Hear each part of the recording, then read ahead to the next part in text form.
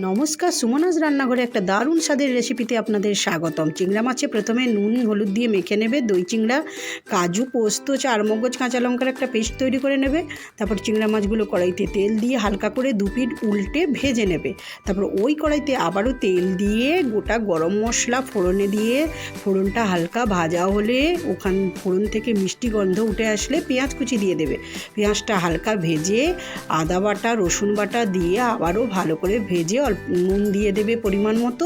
তারপর ধনে গুঁড়ো লঙ্কা গুঁড়ো দিয়ে আবারও ভালো করে কষিয়ে বেটে রাখা ওই কাজু পোস্ত বাটা দিয়ে আবারও ভালো করে কষিয়ে অল্প পরিমাণ জল দিয়ে ভালো করে কষিয়ে তেল ছেড়ে আসলে মশলা থেকে টক দই কিছুটা পরিমাণ নিয়ে ভালো করে ফেটিয়ে দিয়ে দেবে। তারপর আবারও ভালো করে মশলা কষিয়ে অল্প পরিমাণ চিনি দিয়ে দেবে ব্যালেন্স করার জন্য টকটা। তারপর মশলা কষানো হয়ে গেলে ভেজে রাখা চিংড়ি মাছ দিয়ে অল্প পরিমাণ জল দিয়ে গরম মশলা গুঁড়ো ঘি দিয়ে নামিয়ে নিলেই রেডি দই চিংড়া।